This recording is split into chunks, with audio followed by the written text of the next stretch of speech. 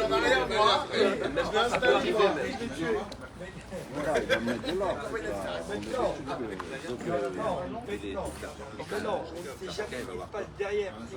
Bien, messieurs, je vous attends.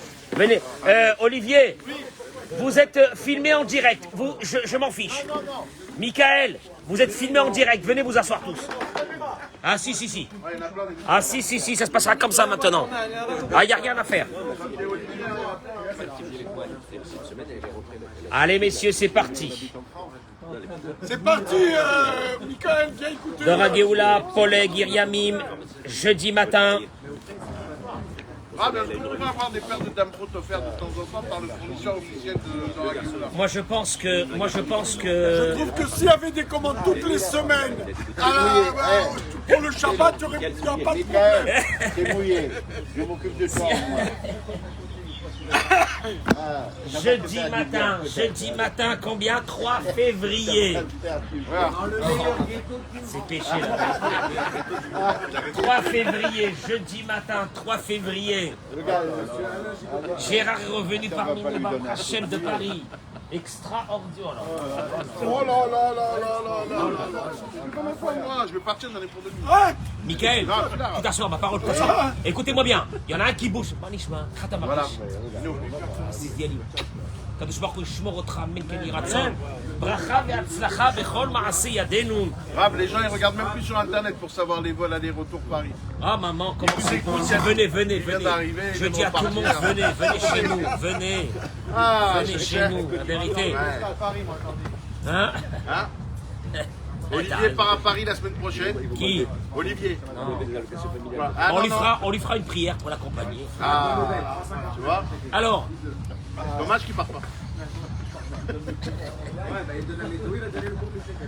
je voudrais dédier ce cours de Torah pour la Refoua Shelema de Romy, Rachel, Chana, Bat Liat, Stéphanie, Shakadosh Baruch Hu. Amen. Irachem Alea. Amen. Shakadosh Baruch Hu lui envoie la Refoua Shelema à cette petite fille. Que Bezrat Hashem en assiste à son mariage. Amen. Pour la Refoua Shelema aussi de Léa Bat Rachel. Je commence Gérard, s'il te plaît. Joël Teila Batodet, Liz Noémie Batjuli Frecha, Monique Esther Batodet, Jocelyne Batoraïda, Victor Ayouch Ben Odette, Maurice Moshe Ben Odette. Pardon, on commence par là. Nathan Yosef Ben Yehudi, Yaakov Ben Dina, Déborah Bat Esther, des fois. Shalom Ben Amos, Sarah Colette Bat Louise, Zora Solika Bat Sultana. Sacha. Oh là là, hein? Attends, il y a Yoel, mon chéri, il est revenu. Yoel, mon chéri. Ah, Yoel Guez, il est revenu parmi nous. Amen.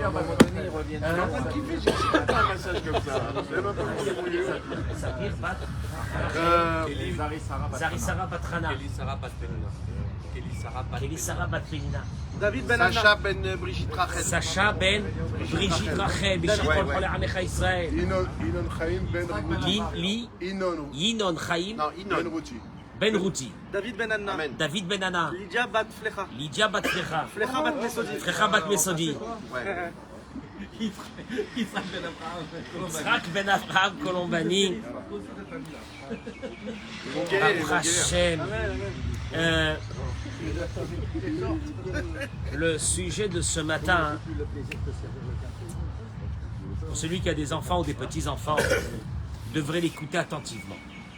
Celui qui a des enfants et des petits-enfants devrait l'écouter attentivement. Quand nous sachons que notre éternité dépend de nos enfants et de nos petits-enfants, notre éternité, oui, notre éternité. Yaakov, la Gemara a dit Yaakov Avinu Lomet, il n'est pas mort Yaakov Avinu. Et la Gemara a dit mais comment il n'est pas mort? Il a embaumé, il a enterré. Tu me dis qu'il n'est pas mort? Et la Gemara elle répond mais de façon tout à fait normale. Mazaro Bahaim, Afou Bahaim. Comme ses enfants sont vivants, ils sont dans la Torah, alors lui il est vivant. Donc apparemment le mot vivant dans la Torah n'est pas le même que celui que nous connaissons. Il y a une vie éternelle, celle Refoua Shelema, Marcel Meyer Ben Clémence, Razak Baruch. Que nos enfants c'est la chose la plus importante. Dans le peuple d'Israël, on a toujours mis le paquet quand c'était pour nos enfants, pour nos petits-enfants, pour nos arrière-petits-enfants. On n'a pas le droit de quitter ce monde. Et on n'a pas laissé des enfants ou des petits-enfants qui continuent à proclamer le nom divin dans ce monde. Alors écoutez-moi bien ce matin. Aaron, ou Akeli Ayachid, chez Klapa Vitbata Atora Belashon Rabim. L'Arche Sainte, où on a mis l'étape de la loi, c'est le seul ordre de Dieu qui a été donné en langage du pluriel. Traduction.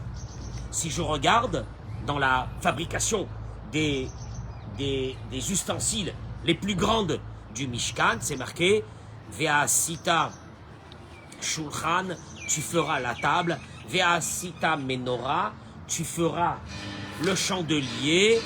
Qu'est-ce qu'il y a encore? Ve'asita Mizbeach, au singulier.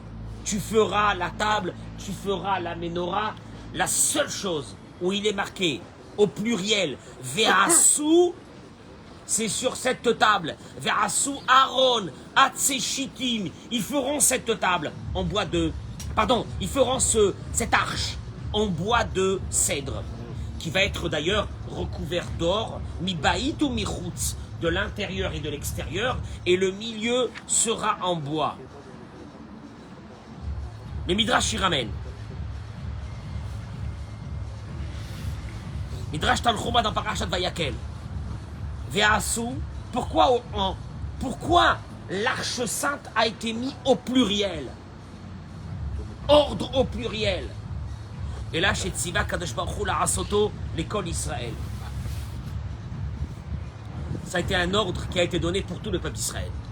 Shelo yele echad mehem pitron pe al chavero lomar she'ani natati arbe ba'aron lefikach ani lomed arbe. Parce qu'il y a certains qui pourront dire, moi j'ai donné beaucoup plus de dons pour la construction de cette arche où c'est qu'il va y avoir la Torah. C'est pour cela qu'il y a une plus grande partie de Torah qui m'appartient. Ve'ani yeshli bo yoter mimcha, et moi j'ai une partie de Torah beaucoup plus que toi. Alors que toi, ton don pour la construction de cette arche a été minime. Donc toi, tu n'as qu'une petite part dans la Torah. Et moi, j'ai une grande part dans la Torah. Les fikach, et donc tu n'as pas une part dans la Torah. En d'autres mots, la Torah elle est venue te dire, la Torah elle appartient à tout le monde, la même chose. Personne ne peut dire, je suis le patron de la Torah. La Torah elle m'appartient, à moi. Elle n'appartient pas à toi. Aaron, cette arche, Makom Mishkan Luchot Abrit, c'était là-bas où on a mis les tables de la loi. Mais Samel et Miftzar à Torah, Asur Khalila Shetivatzer Trusha Bekerev Bandehu, Kihin Nachalat Echidim. Il est interdit que certains pensent que la Torah a été donnée à une certaine caste.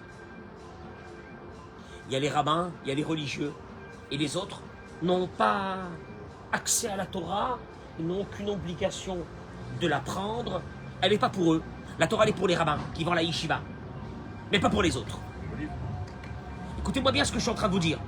La première chose que la Torah est en train de te dire, toi en tant que parent, toi en tant que père, la première chose que tu devrais faire très attention dans ta vie, c'est de commencer à étudier cette Torah. On va le voir pourquoi. Et ne te dis jamais que la Torah elle a été donnée. Vous savez, des fois j'entends des gens qui me disent, vous savez, nous on vient d'une famille traditionnaliste, on n'a pas eu l'étude de la Torah, on n'a pas eu accès à la Torah. Moi je leur dis, vous avez quel âge? Vous avez 60 ans. Vous avez encore très longtemps à apprendre cette Torah. Vous n'avez pas le droit de quitter ce monde sans l'apprendre cette Torah. À plus forte raison ceux qui sont jeunes, qui ne peuvent pas se dire, mais la Torah elle appartient à un certain groupe. Et le reste, Eric, toi-même tu as vu, depuis que tu es arrivé ici, tu as eu accès à la Gemara. Peut-être qu'un jour tu pensais que la Gemara appartient au monde de ceux qui sont dans les yeshivot. Qu'est-ce que tu viens de te rendre compte? C'est faux. Elle appartient à tout le monde. Et la Torah te dit, Ve'asu, ils la feront, cette arche. Traduction, elle appartient à tout le monde. La Torah, elle n'a pas été donnée à une partie, comme d'autres religions. Comme d'autres religions. La religion, on va dire, elle est plutôt exprimée par une caste. Par exemple, dans le monde chrétien, elle est plutôt exprimée par qui? et par les curés. Dans le monde musulman, par les imams. Puis le reste du peuple, bon ben, ma foi, ils sont là, comme ça, et puis c'est tout. Non. Non. La Torah, elle a été donnée une obligation. Il n'y a pas une personne qui a le droit de dire, moi, excusez-moi, je ne viens pas du monde religieux, je n'ai pas à apprendre la Torah. La Torah te dit, écoute-moi bien, Ve'asu et Aaron. Cette arche, elle appartient à tout le monde, c'est-à-dire que les tables de la loi qui sont à l'intérieur, qui veut dire l'étude de la Torah, elle a été donnée et elle est une obligation pour tout le monde. Et le Midrash, il continue là-bas et il dit, Ve'lama nitna Torah bamidbar. Et d'ailleurs, la Torah, pourquoi elle a été donnée dans le désert? Moi, j'aurais dit que la Torah, elle aurait dû être donnée à Jérusalem. Car ça a du panache. Ça a du panache. Mais dans un désert, en plus sur une montagne de rien du tout, qui d'ailleurs aujourd'hui, on ne sait même pas où elle est. Il y a des supputations qu'elle se trouve là ou là ou là, mais on s'en fiche. On ne sait même pas où elle est. Moi, j'aurais dit là, à Jérusalem, en plein milieu, ça a de la gueule. Donne la Torah là-bas. Donne la Torah là-bas. Ou je sais pas moi, sur les Champs-Élysées. Ou trouve un endroit, un bel endroit. Hein? Voilà un truc, un beau truc. Mets-moi des drapeaux, des machins. L'Omar, pour te dire. Mamidbar Moufkar, l'école Béné Adam. Comme le désert appartient à tout le monde. Un désert appartient à tout le monde. Tu rentres, tu piétines ce désert, tu rentres à l'intérieur. Af, il dit le Midrash, ainsi. Dit vrai Torah, Moufkarim, l'école Michel, Tsevil Mode. Les paroles de Torah, elles ont été données à tout le monde. Elles sont là. Elles sont là. Tu peux pas dire, ah moi je suis désolé, j'ai pas appris, j'ai honte, je vais pas rentrer apprendre. Alors je vais te dire un truc, t'as pas honte d'avoir honte. Ça c'est grave. Tu devrais rentrer, commencer à l'apprendre. Elle appartient à tout le monde, la Torah. Comme le désert.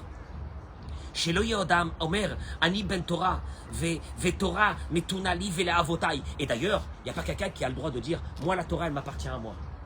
Nous on est rabbin de père en fils, mais on s'en fiche que tu es rabbin de père en fils. La Torah elle appartient à tout le monde. Elle n'appartient pas à une famille. Elle n'appartient pas à des familles. Moi, ce qui me désole des fois, c'est d'entendre des personnes qui n'apprennent pas la Torah, qui me disent « Mon grand-père était un grand rabbin ». Mais on s'en fiche. On s'en fiche que ton grand-père était un grand rabbin. C'est à toi d'étudier la Torah. Tu connais l'histoire de celui qui avait un oreiller de plumes, le plus moelleux possible. Il a mis cet oreiller, et dessus, il a mis des pierres, et il a dit « Oh, c'est à l'aise, j'ai un oreiller en plume tout en bas de ces pierres. » On lui dit, mon cher ami, enlève ces pierres. Enlève ces pierres pour être sur l'oreiller directement qui est moelleux. Pourquoi tu mets des pierres dessus? Tu as pu avoir un grand-père qui était un rabbin. Mais un grand-père rabbin, c'est pas une relique.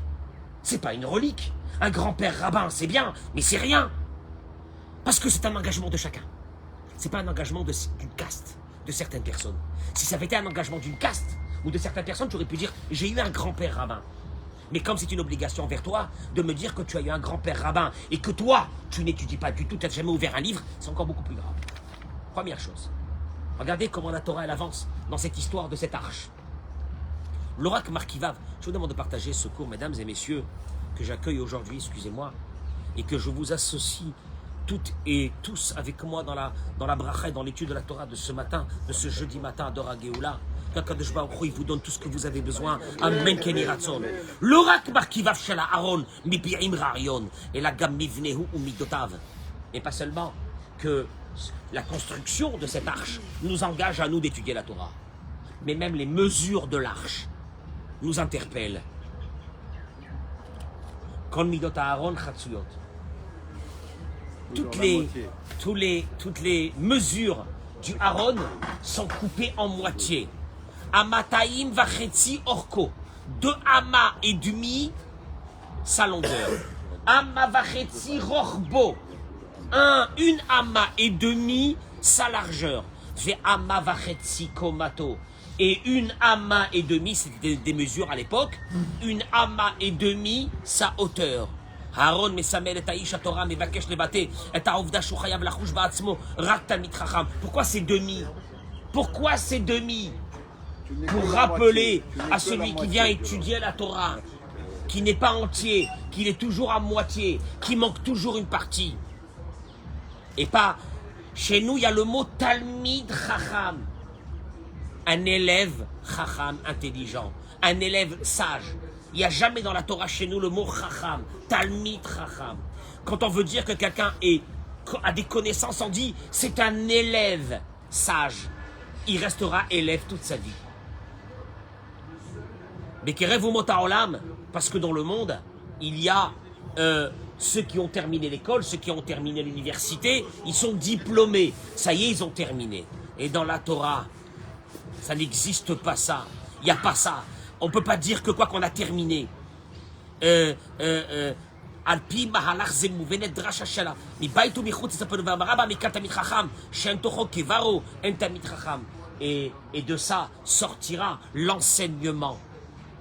Aussi de cette arche que l'intérieur c'était de l'or, l'extérieur de l'or et au milieu du bois. Le bois c'est la hanava, c'est l'humilité. Et l'intérieur de l'or et l'extérieur de l'or. Et de la rava fera sortir aussi une idée. Celui que son intérieur n'est pas comme son extérieur, il n'a rien à faire avec la Torah. L'intérieur de l'or et l'extérieur de l'or. Pour te dire une chose, tout travail, c'est pas l'extérieur, ce que tu vas représenter à l'extérieur, mais c'est ton intérieur. Qu'est-ce qu'il est? De quoi il est fait cet intérieur-là? Mikan, les kaporet v'leshna keruvim. On avance. Et voilà qu'il y avait ce qu'on appelle un couvercle qui refermait l'arche. Et dessus, il y avait des chérubins. Attention! Le couvercle et les chérubins avaient, merci, été faits d'un seul bloc d'or qu'on avait taillé. Les chérubins. Ben voilà. Je vais vous montrer une image, quoi, si on peut appeler ça une image. Si on peut appeler ça une image. La voilà l'image. Si on peut appeler ça une image, le voilà tout en haut. Vous voyez cette arche avec ses chérubins. C'était, on dirait, 2 anges avec des ailes, avec des visages d'enfants. Vous les voyez ici, en haut, les voilà. Ça, c'était l'arche. Sainte. On sait que les tables de la loi sont encore à l'intérieur, qui sont enterrées dans un tunnel, en bas à côté du Kotel, pas très loin du Kotel. Oui, non. Le film à la recherche de l'arche, comment ça s'appelle? De l'arche perdue, c'est un film. Hein. C'est là-bas. Et ils ont été enterrés à la destruction du premier temple. D'ailleurs, dans le deuxième temple, il n'y avait pas cette arche.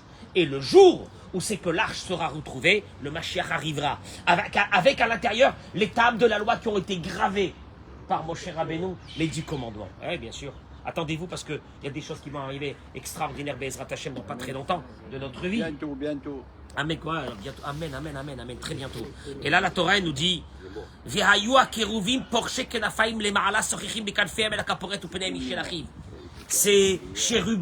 ces chérubins étaient donc en haut dans cette attachés à cette plaque qui va recouvrir les tables de la loi, et ils étaient le visage de l'un vers l'autre. Et nos sages nous disent Kérouvim, Kravia en araméen, chérubin, qui veut dire quoi? Eh bien, la Gemara de Masechet Chagiga, elle ramène qu'on les appelle Kérouvim parce qu'ils avaient des visages d'enfants. Et d'ailleurs, un visage d'enfant, aujourd'hui, on l'appelle comment? Chérubin. Ça vient du mot Kérouvim, Kéravia, chérubin. Chez Ren Babel, parce qu'à Babylone, Korim le Inuka, on appelait un enfant Ravia. Donc Kéravia en araméen qui veut dire chérubin, Kérouvim en hébreu. Très simple. Vérine, Siva Hashem chez Makom Akadosh Beyoter. En vérité, ça interpelle tout le monde, cette histoire des chérubins. Est-ce que vous savez que dans la Torah, on n'a pas de représentation? Ça fait un peu... Hein, ça fait un peu, à Dieu le plaise, idolâtrie, de voir comme de petites statues d'enfants qui sont collées. Il fallait vraiment que Dieu sente le besoin de le faire pour que nous apprenions quelque chose de fondamental. Sinon, il n'aurait pas fait une chose pareille. Dans l'endroit qui était dans l'endroit le plus saint, le Kodesh HaKodashim, sur les tables de la loi qui sont les plus saintes de ce qu'il peut y avoir dans ce monde. C'est là-bas que la Shekhinah et de ces 2 chérubins sortait la voix divine quand ils voulaient parler avec les Béné Israël. C'est un truc de fou. Et ils avaient des visages d'enfants. J'y arrive. Les Lamed, pour nous apprendre.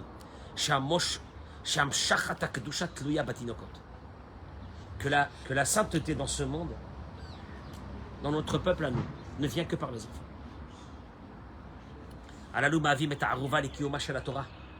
Parce que ce sont eux les garants de cette Torah.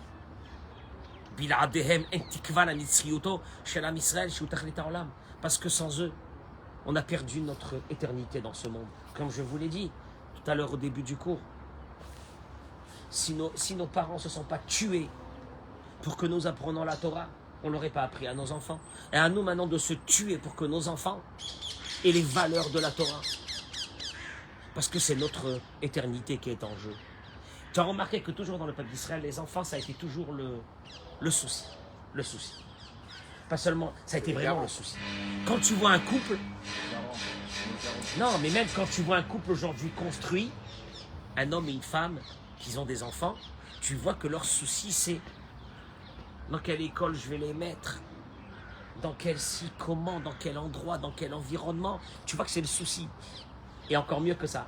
Et que la plus grande fierté chez nous, c'est notre enfant. Et que quand notre enfant va monter à la Torah et va lire la Torah, je vois, que ce soit même des non-religieux qui viennent des fois faire ici, je vois la fierté dans les yeux de ces personnes qui ne sont pas religieux, mais je vois la fierté dans leurs yeux. C'est inné, c'est à l'intérieur de nous. Parce que c'est notre éternité qui est en jeu. C'est ce qu'il dit le Midrash. Le Midrash, il dit la chose suivante. Tanchuma, dans Parashat Vaïgash. Au moment où Dieu a voulu lui donner la Torah au Ben Israël, ils arrivent devant le mont Sinaï, là, c'est la fête. Dieu leur dit, avant de vous donner la Torah, j'ai besoin de garants. Moi, je ne donne pas quelque chose comme ça sans garant. Les enfants. Sans pas ça. Quand tu vas louer un appartement, on te demande de quoi? Des garants. Quand je me dis, moi, je ne donne pas la Torah comme ça. J'ai besoin de garants. Amroulo, ils lui ont dit oui. Alors il leur a dit, ok, on va te donner des garants.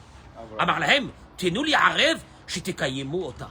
Donnez-moi des garants que vous allez l'accomplir tout le temps. Que dans 2000, 3000, 4000 ans, vous l'accomplirez. Je veux des garants. Amroulo, ils lui ont dit, Avraham, Yitzhak, Yaakov, Yoarevi. Avraham, Yitzhak, nos pères. Amar lahem, il leur a dit, Dieu, avotechem mem be'atzmam tzrichim arevim. Vos pères eux-mêmes, ils ont besoin de garants. Ils ont besoin de garants pour que leur génération continue. Ils ne peuvent pas... Quelqu'un qui est déjà garant ne peut pas devenir encore garant. Amroulo, ils lui ont dit, Banenu, Yoarevim Shelanu. Alors nos enfants seront nos garants. Miyad, tout de suite. Kibela, Makadosh Baruch Venatan et Torah d'Israël. Tout de suite, Dieu, il a dit, validé. Et il leur a donné la Torah. Chez Neymar, comme il est dit, Mi Pirolelim Veyonkim Yisataoz. Le verset, il dit dans Teilim, de la bouche de ses enfants, tu nous as donné Oz. Oz, en Oz est la Torah. Oz, c'est la Torah. Les fichach, et c'est pour cela. Il termine le Midrash et ça fait froid dans le dos. Il dit, chez Israël, mais Vatlim et la Torah, quand le peuple juif rejette la Torah, Akadosh Baruch Hu Poria Mina Arevim. Dieu, il va récupérer chez les garants. La reine, c'est pour cela. Il va récupérer chez les garants. Je ne peux pas dire que ça veut dire récupérer chez les garants.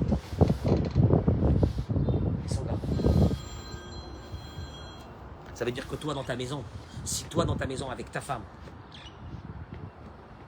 vous n'êtes pas dans une énergie de valeur de la Torah, vos enfants sont garants. Ils sont garants. C'est grave. Sinon Dieu il va chercher chez les garants. C'est pour cela qu'il a fallu coller, pas coller, il a fallu que le couvercle de cette arche sainte avec ses chérubins soit fait d'un seul bloc. Pour te dire mon pote, un garant, il ne bouge pas, il reste. Il sera garant tout le temps, il n'y a rien à faire. Le Sava de Kelem, il voit aussi encore une image derrière ces visages d'enfants. Pas seulement qui sont garants, mais pour te dire que un enfant, quand tu lui apprends quelque chose, il est toujours émerveillé. Qu'un adulte doit rester toujours un enfant vis-à-vis de la Torah et être émerveillé de ce qu'il va entendre. Parce que dans la Torah, il y a toujours cette notion de Talmid Chacham, qui veut dire toujours j'apprends quelque chose de nouveau. Je ne suis pas blasé de la Torah. Il y a tellement de valeurs, il y a tellement de belles choses à apprendre dans cette Torah, d'ouvrir des livres. Moi je dis aux gens aujourd'hui, nous à notre époque, il y a 40 ans, on n'avait pas de livre en français. Il n'y avait rien en français. Il n'y avait rien. Il y avait la Bible, je crois, de l'édition de Colbeau. C'est ce qu'on avait. Hein? Eli Munk. Le Rav Munk. C'est ce qu'on avait. On n'avait rien d'autre. On n'avait rien d'autre.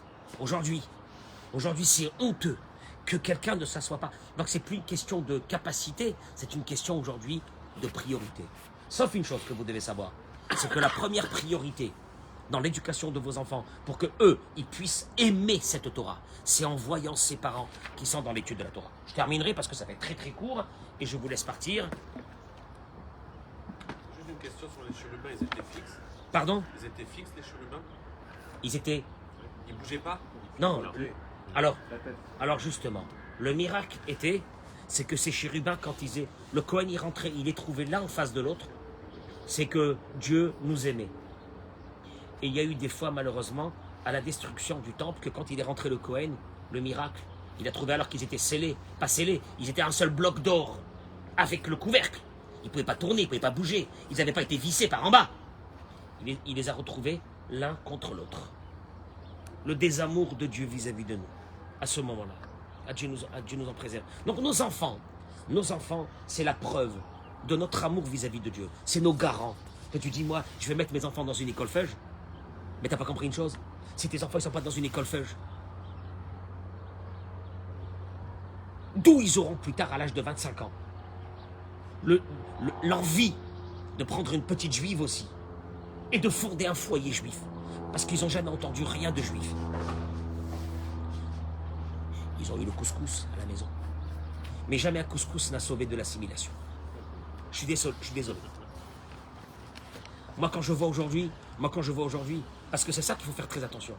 Moi quand je vois aujourd'hui, en France, nos grands acteurs et nos grands animateurs d'origine juive, qui affichent de façon normale que d'être marié avec une goye et d'avoir des enfants qui sont des goïms est tout à fait normal. Et mieux que ça, peut-être que nos jeunes, en voyant ça, ils se disent c'est justement ça être une star. Et nous, notre combat à nous, c'est de dire à nos enfants, je vais te mettre dans une école juive pour que tu goûtes au biberon qu'est-ce que c'est la Torah.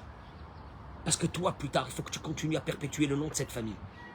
Et que tu ne brises pas la branche de cette famille. Parce que la branche de cette famille, elle a plus de 3500 ans. Et toi, tu vas la briser. Tu brises, toi, en te mariant avec une goye. Et encore une fois, j'ai toujours respecté les non-juifs. On appelle les goyes communément, mais j'ai toujours respecté les non-juifs. Mais j'ai dit aux non-juifs, on se marie entre non-juifs, les juifs se marient avec les juifs. Point. Et on a un but, c'est de perpétuer notre peuple. Et ça viendra d'une chose. Aujourd'hui, l'école juive. Ne pas mettre un enfant dans une école juive, c'est pas grave. Mais prends sur toi l'idée qui peut t'amener une musulmane, une black, une française, ce que tu veux. Ça ne change pas. Il peut t'amener ce que tu veux à la maison, un jour. Et tu te diras, mais mon Dieu, mais moi je voulais que mon fils y rentre dans la roupa. Et on te répondra, qu'est-ce que tu as fait pour ça? Tu as fait quelque chose pour ça? Tu l'as mis dans une vraie école juive? Et encore une fois, faites très attention.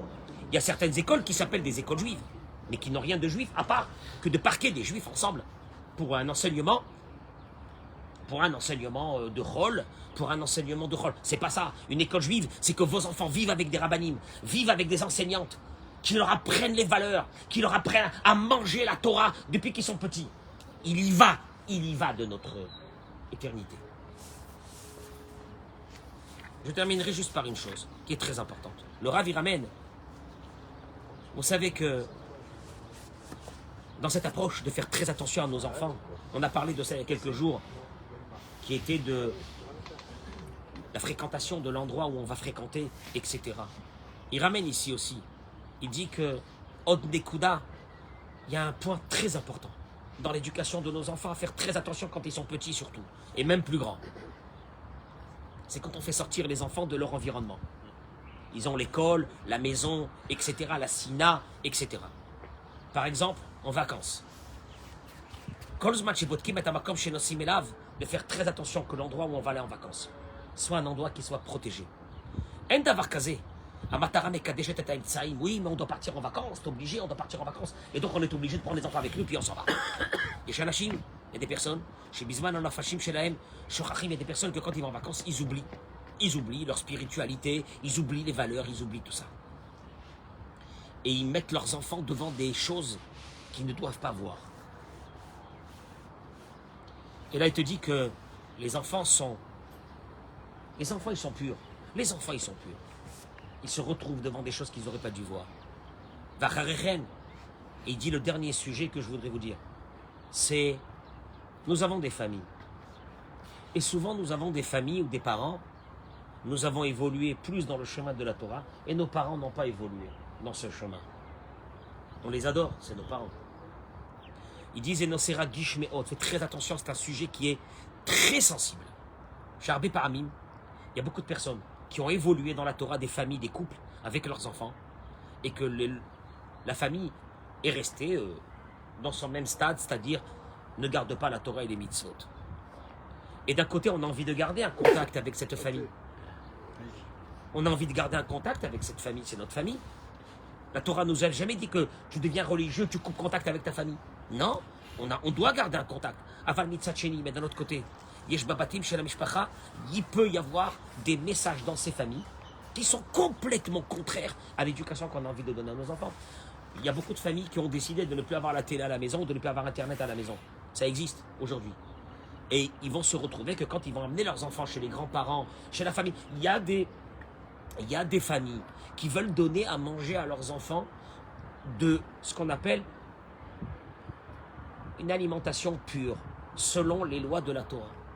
Et le problème, c'est que quand on va chez les grands-parents, et que les grands-parents au demeurant sont des gens extraordinaires qu'on adore, nos parents et nos grands-parents, mais eux ne gardent pas tout ça, et tu es confronté à des problèmes, que le petit revient, il dit papa, papy il nous a amenés au McDo. Aïwa. Non, on n'a pris qu'un fiche, papa, il a de la fiche. Maintenant, toi, tu dis, je comprends pas. Moi, je mets mes enfants. Ça peut causer de gros problèmes, il faut faire très attention. Il dit, il faut faire attention. Chez En Shum Heter le Hazik, là, il a dit, je suis le Shum d'abord. On n'a pas le droit de causer un dégât à ses enfants. En Kan Kivudava M. Et fait En Kan Itrashvut Bargashot. Je suis désolé, il dit. Le Kivudava M s'arrête où il y a un danger spirituel avec un enfant. C'est dur ce que je vais dire. Assur Livgar Bakdusha Shalaïladim. Vous avez des enfants que vous avez commencé à les élever vers un niveau de sainteté. Faites très attention à ça. Begashniut. Ah, parce que, c'est quand même difficile ce que vous dites. Qu'on n'a pas le droit de confronter nos enfants à un danger spirituel. Alors il te dit, mais il faut que tu comprennes les choses. Quand c'est un danger matériel, je le comprends très bien. Admettons que la maison de tes parents menace de s'écrouler à chaque instant. Est-ce que tu vas faire entrer tes enfants, mais les enfants, allez voir papy et mamie, en sachant que la maison risque de tomber? Est-ce que tu vas le faire? Non, mais je vais leur dire de venir. Hein? Je vais leur dire de venir. Par exemple. Mais est-ce que toi, Je vais pas prendre le risque de 2 minutes, tomber là-bas. si tes parents qui vivent dans une maison qui est en danger de tomber à chaque instant, de s'écrouler, à Dieu le plaise, et qu'ils t'appellent, ils te disent, tu nous envoies pas les enfants, qu'est-ce que tu fais? Tu envoies les enfants?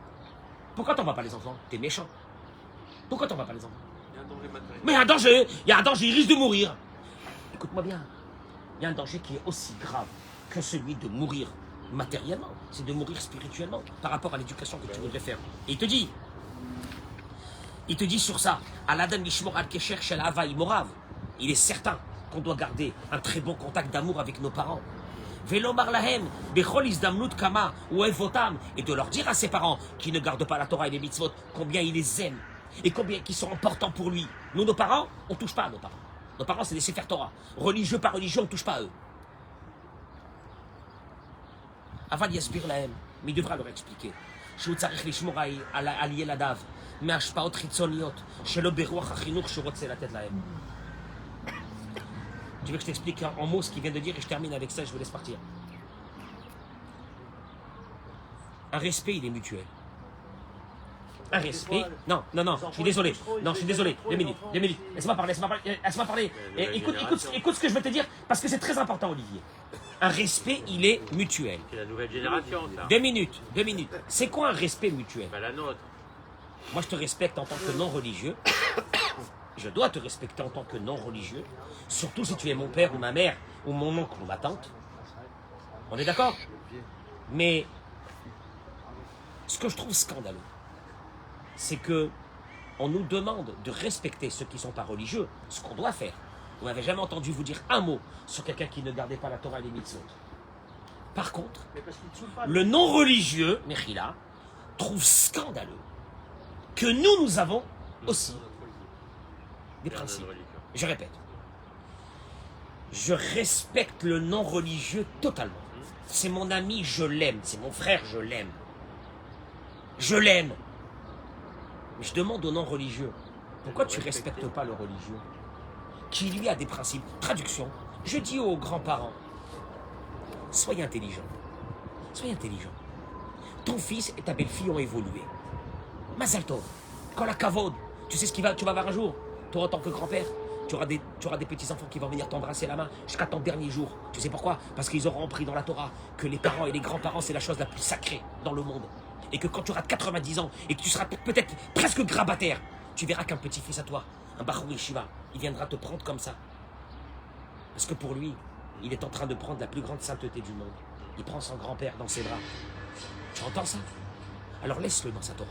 Par contre, une chose, ne sois pas choqué. Si ton fils et ta belle-fille te disent Papa, tu veux garder les enfants, vous voulez garder les enfants, alors je vous demande plusieurs choses. Un, vous ne mettez pas la télé, par exemple, admettons, ou bien vous leur mettez que des films que moi, on vous dira, je ne sais pas. Ils iront manger dans un restaurant, je veux un restaurant vraiment cachère. Pourquoi tu ne respectes pas? Pourquoi tu ne respectes pas le religieux qui a des principes? Lui, il doit te respecter. C'est pas cachère ce que tu manges. Comment? Les enfants, ils viennent te dire, ça, c'est pas cachère, ça. Alors qu'il y a ton compte, ah, bah non, parce que eux, ils veulent une cache comme ça. Parce que eux, ils veulent. On parle pas Tu as des petits-enfants comme ça? Bien sûr. Maman. Mais alors, mais. T'as réussi, c'est que t'as réussi. C'est que t'as réussi ta vie, mon pote. T'es le seul. On rappelle Non, ne bouge pas ta tête comme un âne, tu as réussi. Tu as réussi ta vie. Tu sais ce que ça veut dire ça? Que des petits-enfants, ils viennent et te disent, papy, ça c'est pas assez cachère, on veut plus cachère. On n'est pas dans une question de... Mon débat n'est pas les tampons. C'est pas important pour moi, ça. On rappelle qu'il parle la Tu semaine prochaine à Paris. sais ce qui est important là-dedans? C'est que tu es en train de faire grandir. Tu reçois dans ta maison des petits-enfants. Je comprends rien. Simon, hein. des petits-enfants qui, eux, sont l'éternité de notre Torah. Alors, oui, mais on aurait voulu les amener kiffer. Parce que moi, j'entends des grands-pères qui me disent, moi, je voulais les amener kiffer à la plage. Des minutes. Oh, j'en ai marre qu'avec ces religieux, ils kiffent pas. Attends, mais ton petit-fils n'a jamais vu une fille en bikini. Tu peux pas l'amener à la plage. Il veut garder ses yeux purs et son cœur pur. Tu peux pas l'amener à la plage. Eh ben, tu l'amèneras pas. Amène-le ailleurs. Va prendre une petite piscine privatisée. Privatise une petite piscine chez un copain et tu les amènes là-bas. J'ai Aïwa. un petit-fils à 4 ans, il savait pas ce que c'était la mer. Parce qu'il faut pas l'amener, parce qu'il faut pas qu'il voie les femmes. Ah, Ça va yes. lui détruire la... Oui, mais alors ce petit-fils, il va devenir un jour... on va écouter que Simon Atia a un petit-fils qui est Gadolador. Non? Tu préfères ça ou qu'il soit pharmacien? Non, je sais rien quand t'es pharmacien. Mais... Il préfère pharmacien. Gadolador, oui, comme tu écoutes. Alors, le vrai débat, il n'est pas là. Le vrai débat, il est... Nous, on a une obligation. On a une obligation devant nos parents, s'ils ne sont pas religieux, de les respecter. Un respect le plus total au monde. Comme si ton père était le plus grand rabbin du monde. Et ta mère la plus grande rabbinite du monde. On s'en fiche. Ça, c'est la première des choses. La deuxième, c'est que les parents, les grands-parents devraient comprendre que le couple a choisi quelque chose de plus... Mais ça, c'est dans de un plus... monde idéaliste, parce que les anciens, ils veulent pas comprendre les jeunes. Alors, c'est ce que je te dis. Je te dis qu'il devrait y avoir une réflexion de respect mutuel. Et là, on arriverait à un consensus. Je vous donne les enfants. Bien sûr, papy, t'es papy, t'es mamie, tu prends les enfants. Mais à une condition, c'est que tu respectes le choix de qui? Mais de qui? Le choix de qui? Des parents de ces mômes. Ils ont des parents. Eh ben, ils ont un choix, ils ont fait un choix. Et de HM. Je vous remercie, je vous souhaite une journée de femme. Déborah, elle vient de rentrer au ministère des Affaires étrangères.